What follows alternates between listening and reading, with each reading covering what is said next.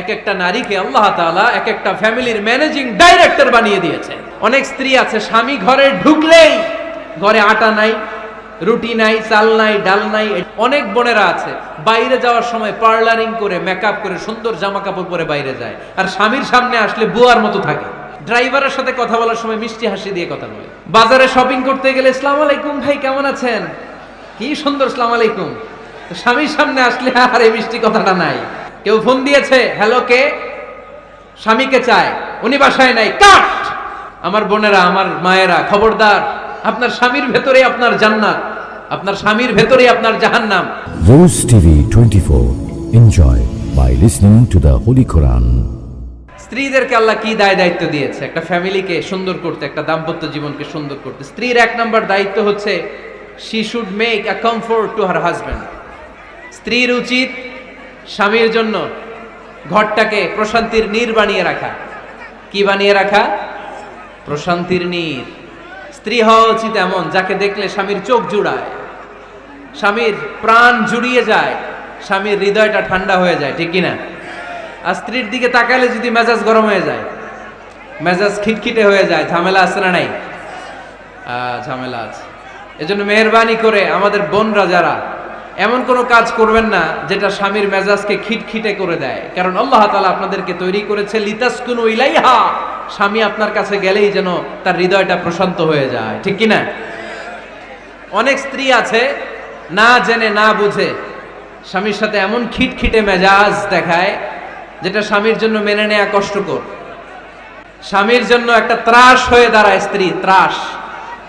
অনেক স্বামী আছে স্ত্রীর এরকম আচরণের কারণে, অতিরিক্ত প্রেসার ক্রিয়েট করার কারণে স্ত্রীদেরকে ভয় পায়।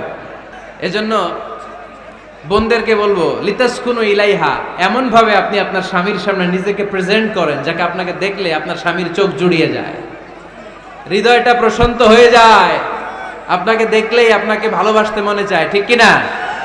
এজন্য রব্বুল আলামিন বলেন আমি নারীদেরকে তৈরি করেছি লিতাসকুনু ইলাইহা, যেন পুরুষেরা স্ত্রীদের সংস্পর্শ যখন পায় পুরুষদের হৃদয়টারে প্রশান্ত করে দেয়। কে?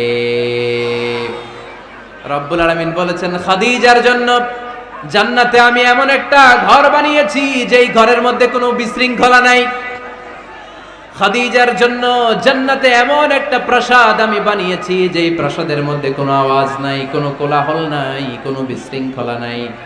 কারণ খাদিজা আমার নবীকে এমন একটা ঘর উপহার দিয়েছে যেই ঘরের মধ্যে কোনো বিশৃঙ্খলা ছিল না, আওয়াজও ছিল না। পড়েন সুবহানাল্লাহ।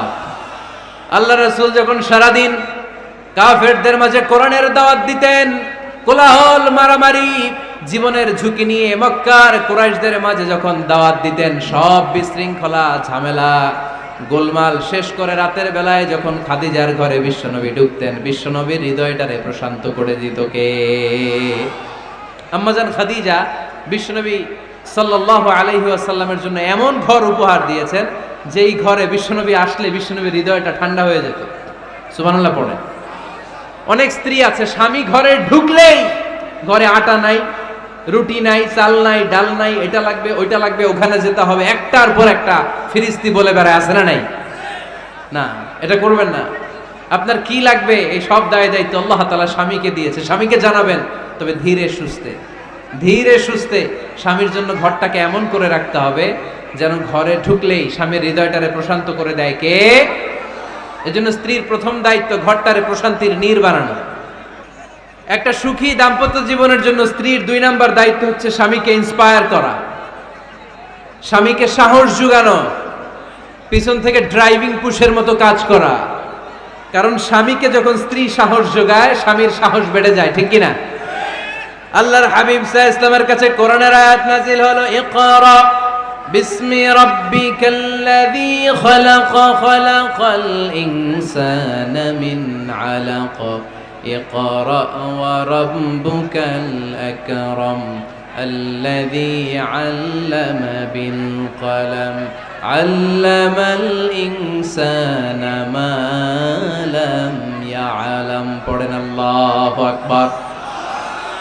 সূরাতুল আলাকের 5 আয়াত হেরা গুহায় যখন নাজিল হয়ে গেল, বিশ্বনবী সাইয়েদনা জিব্রাইলকে নিজ আকৃতিতে দেখলেন, পা থেকে মাথা পর্যন্ত দেখে বিশ্বনবী ভয় পেয়ে গেলেন। বিষ্ণু ঈসা ইসলামের হৃদয় কাঁপতে আরম্ভ করলো। কোরআনের 5 আয়াত নিয়ে হেরা গুহা থেকে বিশ্বনবী আম্মাজান খাদিজাতুল কুবরা রাদিয়াল্লাহু তাআলা আনহার কাছে চলে আসলেন। এসে ডেকে বললেন, খাদিজা জাম্মিলুনি জাম্মিলুনি, কম্বল দিয়ে তুমি আমারে চাপা দাও, আমার ভয় লাগছে, মনে হয় আমি বাঁচবো না। আম্মাজান খাদিজা বললেন, কি হয়েছে আপনার? বিশ্বনবী বললেন, বিশাল বড় একটা লোক কোরআনের 5 আয়াত নিয়ে এসেছে। ওই লোকের পা হেরা গুহার মধ্যে, মাথাটা আকাশের উপরে, এত বিশাল সত্তা, বিশাল কোন মানুষ জীবনে আমি দেখি নাই। এসে সে পরিচয় দিয়েছে সে নাকি জিব্রাইল ফেরেশতা। বিশ্বনবী বললেন, মনে হয় আমি বাঁচবো না, আমার জ্বর চলে এসেছে, আমার হৃদয়ের মধ্যে কাঁপুনি শুরু হয়েছে, তুমি আমারে কম্বল দিয়ে চাপা দাও। আম্মাজান খাদিজা বললেন, ও নবী, ভয় পাবেন না, আমার আল্লাহ কোনোদিন আপনারে অপমান করবেন না। সুবহানাল্লাহ পড়েন। ওয়াল্লাহি ওয়াল্লাহি লা ইউখজিক আল্লাহু আবাদা। নবী গো, আল্লাহ আপনারা অপমান করবেন না, কারণ আপনার মধ্যে এমন এমন ভালো ভালো গুণ আছে, এই গুণাবলীগুলি যে মানুষের মধ্যে থাকে তাকে আমার রব কোনোদিন অপমান করতে পারে না। চিল্লায় বলেন ঠিক কি না? নবী হে, ইন্নাকা লা তাসিলুর রাহিমা, আপনি আত্মীয়তার সম্পর্ক বজায় রাখেন। ও নবী, তাসদুকুল হাদিসা, সব সময় আপনি সত্য কথা বলেন। ওয়া তাহমিলুল কাল্লা, আপনি মানুষের বোঝা টেনে দেন। ওয়া তাকসিবুল মা'দুমা, যার উপার্জন করার কেউ নাই, নিজে গায়ে খেটে আপনি তারে উপার্জন করে দেন। ওয়া তুঈনু আলা নাওয়াইবিল হক, সত্য যেখানে বিপন্ন সেখানে আপনি সাহসী সৈনিকের মতো দাঁড়িয়ে যান। সুবহানাল্লাহ। নবী হে, আপনি ভয় পাবেন না, কারণ আপনি এমন অসাধারণ ব্যক্তিত্ব, এমন জনকল্যাণমূলক কাজের আঞ্জাম আপনি দেন, এরকম লোককে আল্লাহ কখনো অপমান করতে পারে? আপনি চালিয়ে যান, আপনাকে থামানোর মতো অপশক্তি গোটা বিশ্বে দ্বিতীয়টা নাই। চিল্লায় বলেন ঠিক কি না? বিশ্বনবীকে সাহস জুগিয়েছেন, এরকম সাহস জোগানোর মতো স্ত্রী আমাদের দরকার আছে না নাই?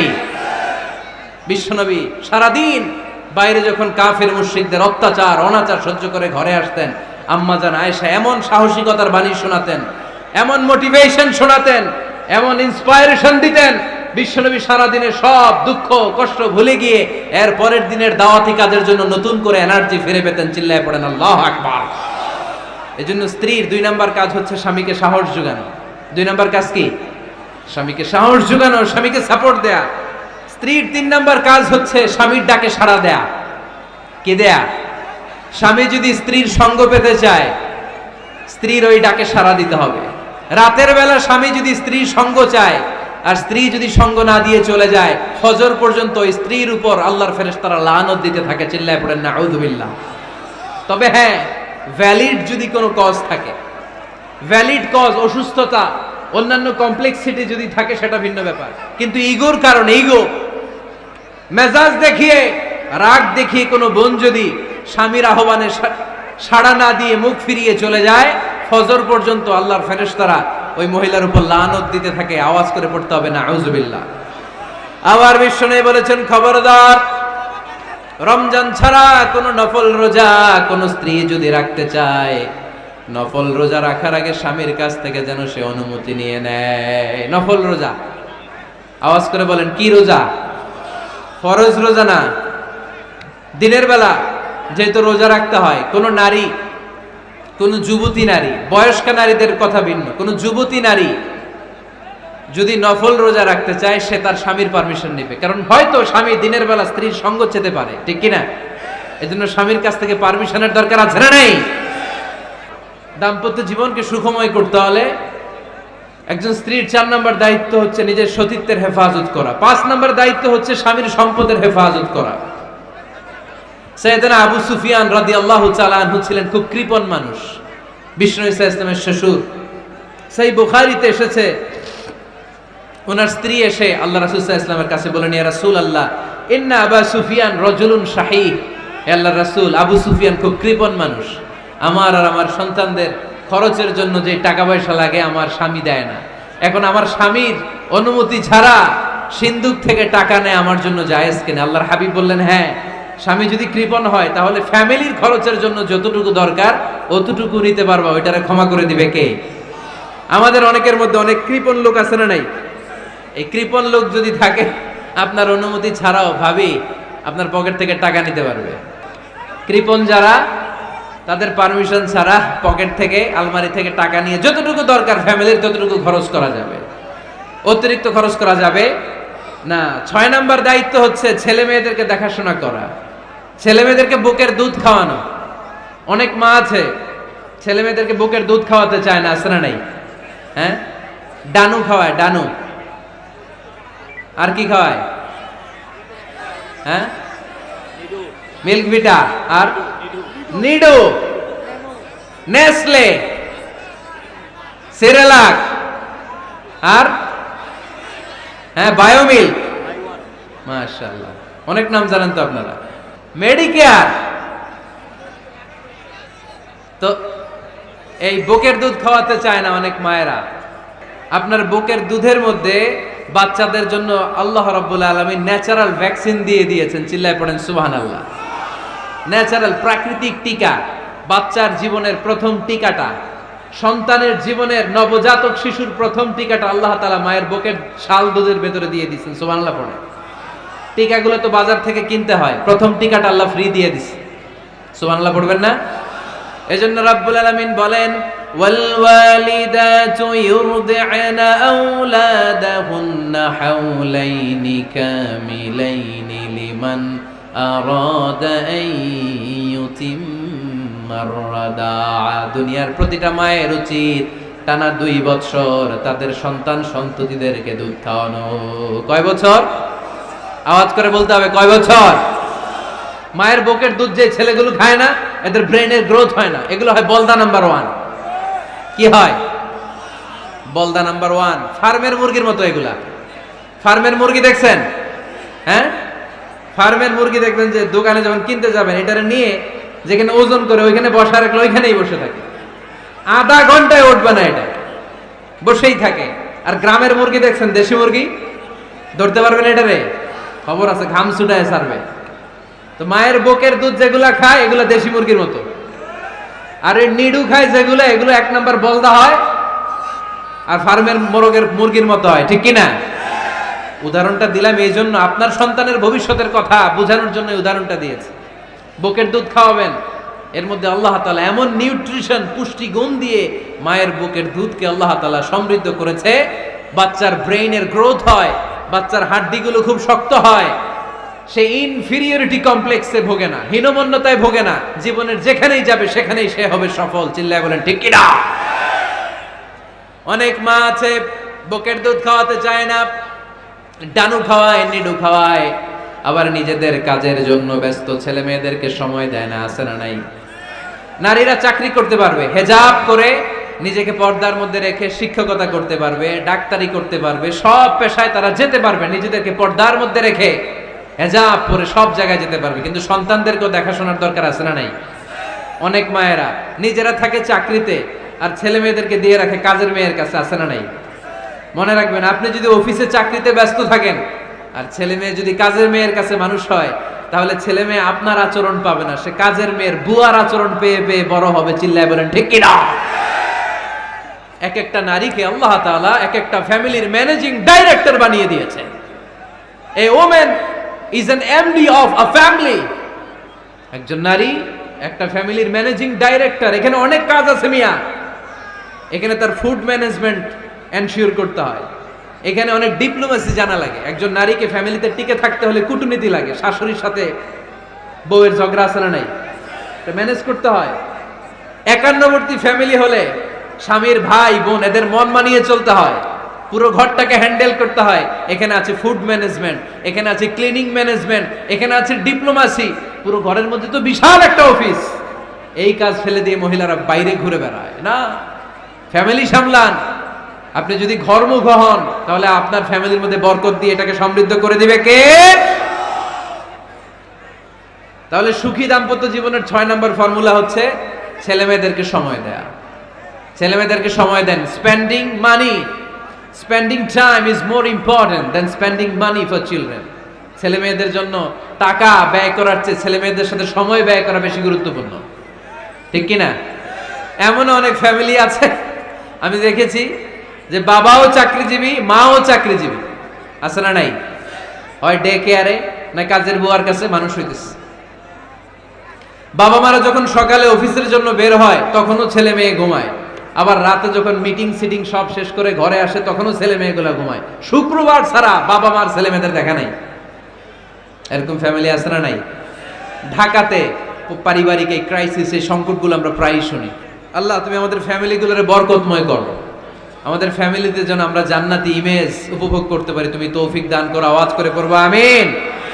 7 নাম্বার দায়িত্ব, বিশ্বনবী বলেছেন খবরদার, স্বামী পছন্দ করে না এমন কোন লোককে স্ত্রী যেন ঘরে অ্যালাউ না করে।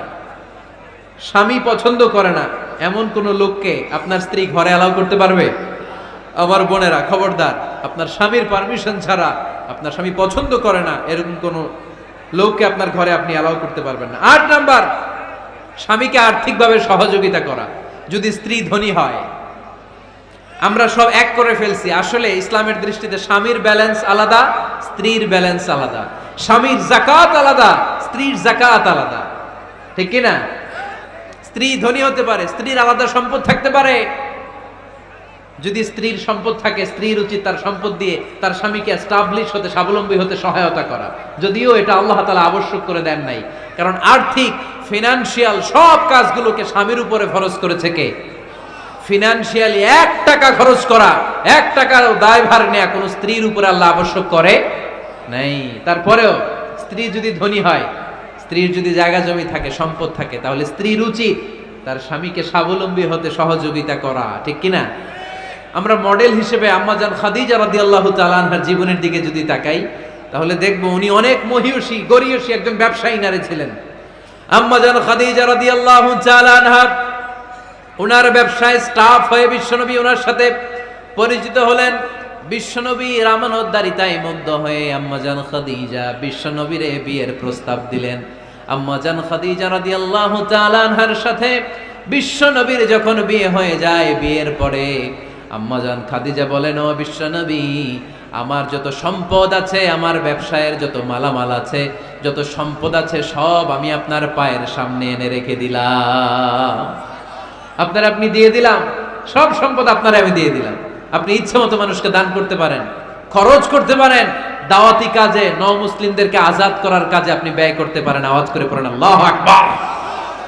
আম্মাজান খাদিজাকে যদি আমরা মডেল হিসেবে ধরি, তাহলে প্রতিটা বোনের উচিত তাদের যদি অর্থকড়ি থাকে, সম্পদ থাকে, স্বামীকে স্বাবলম্বী হতে ওই সম্পদ দিয়ে সাহায্য করার দরকার আছে না নাই? কথা বলেন না কেন? 9 নাম্বার, স্ত্রীর দায়িত্ব দাম্পত্য জীবনকে সুখময় করতে নিজেকে স্বামীর সামনে বিউটিফাই করে উপস্থাপন করা। নিজেকে বিউটিফাই করে, মেকআপ করে স্বামীর সামনে উপস্থাপন করা। আমি আমার মা বোনদেরকে বলবো, আপনারা নিজেদেরকে গুছিয়ে সাজিয়ে স্বামীর সামনে উপস্থাপন করেন। অনেক বোনেরা আছে বাইরে যাওয়ার সময় পার্লারিং করে, মেকআপ করে, সুন্দর জামা কাপড় পরে বাইরে যায়, আর স্বামীর সামনে আসলে বুয়ার মতো থাকে। আছে না নাই? স্বামীর সামনে পচা জামা, ছিঁড়া জামা, চুলের মধ্যে নাই সুগন্ধি, নিজেকে গুছিয়ে রাখে না, সামলে রাখে না, কাজের বুয়ার মতো নিজেকে উপস্থাপন করে স্বামীর সামনে। আর বাইরে গেলে মেকআপ করে, পার্লারিং করে যায়। হওয়া দরকার ছিল উল্টা, বাইরে আপনি সাদা সিধা ভাবে যাবেন, বোরকা দিয়ে নিজেকে ঢেকে যাবেন। বাইরে যাওয়ার সময় কোনো নারী পারফিউম ইউজ করে যেতে পারবে না।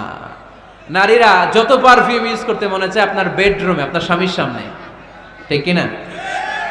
স্বামীর সামনে পারফিউম ইউজ করেন, নিজেকে উজাড় করে সাজান স্বামীর জন্য। এই প্রতিটা সাজুগুজুতে সওয়াব আছে না নাই? ইসলাম কতটা চেক এন্ড ব্যালেন্স, কতটা ভারসাম্যপূর্ণ জীবন ব্যবস্থা। খবরদার, নারীরা ডিওডোরেন্ট ইউজ করে বাইরে যেতে পারবে, যেটা সে তার আর্মপিটে ইউজ করে, কিন্তু ঝাঁঝালো পারফিউম বোরকার উপর দিয়ে মেরে কোনো নারী বাইরে যেতে পারবে? কথা বলেন। সুনানে নাসাইর হাদিস, আল্লাহর হাবিব বলেন, আইয়ুমা ইমরাআতিন ইস্তা'তারাত নাফসাহা ফামাররাত আলা কওমিন লিয়াজিদু রিহাহা ফাহিয়া জানিয়া। কোন নারী যদি তার জামার উপর দিয়ে পারফিউম মেখে পুরুষ লোকের দৃষ্টি আকর্ষণের জন্য ঘরের বাইরে বের হয়, যতটা পুরুষ তার চেহারার দিকে লোলুপ দৃষ্টি নিয়ে তাকাবে, ততটা পুরুষের সাথে জিনার গুনাহ ওই মহিলার আমলনামায় তুলে দিবে কে? পারফিউম মেখে যদি কোনো নারী বের হয় এই উদ্দেশ্যে যে ছেলেরা আমাদের প্রতি আকৃষ্ট হবে, যতটা ছেলে তার দিকে তাকাবে, প্রত্যেকটা ছেলের সাথে জিনার গুনাহ আল্লাহ তাআলা এমনি তার আমলনামায় তুলে দিবে। নাউজুবিল্লাহ পড়েন। এজন্য খবরদার, নিজেকে সাজিয়ে গুজিয়ে স্বামীর সামনে উপস্থাপন করুন, সাজিয়ে গুজিয়ে। অনেক স্ত্রীরা আছে ড্রাইভারের সাথে কথা বলার সময় মিষ্টি হাসি দিয়ে কথা বলে। বাজারে শপিং করতে গেলে আসসালামু আলাইকুম ভাই কেমন আছেন, কি সুন্দর আসসালামু আলাইকুম। তো স্বামীর সামনে আসলে আর এই মিষ্টি কথাটা নাই, আসলে নাই। বাইরে তোমার চিকন গলায় কিসের আসসালামু আলাইকুম, হ্যাঁ না, বাইরে আপনি আসসালামু আলাইকুম দিতে যাবেন না, ঝটপট করে কর্কশ ভাষায় কথা বলে শেষ। কেউ ফোন দিয়েছে, হ্যালো কে, স্বামীকে চায়, উনি বাসায় নাই, কাট।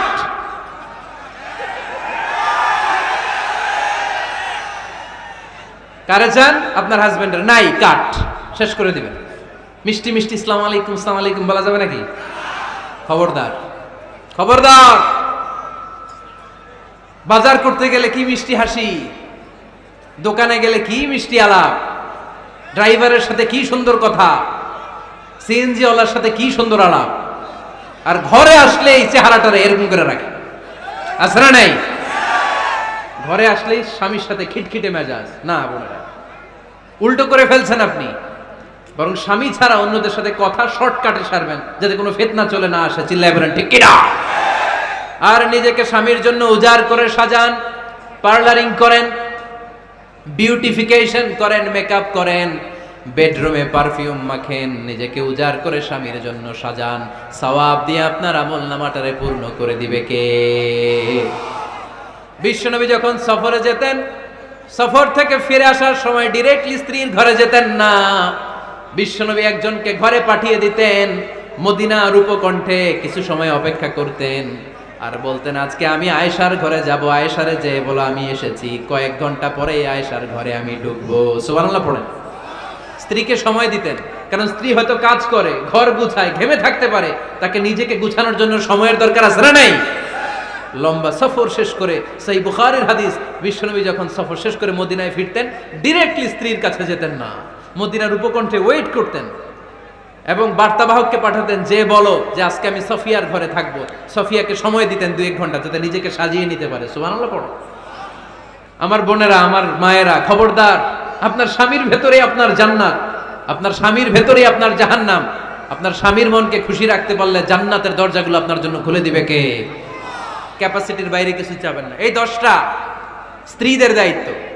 এই 10টা পয়েন্ট যদি কোনো স্ত্রী স্বামীর জন্য এইভাবে স্যাক্রিফাইস করে করে এইভাবে আঞ্জাম দিতে পারে, এই স্ত্রীদের জন্য জান্নাতের দরজাকে খোলা রেখেছে কে? আওয়াজ করে বলতে হবে, খোলা রেখে দিয়েছেন কে?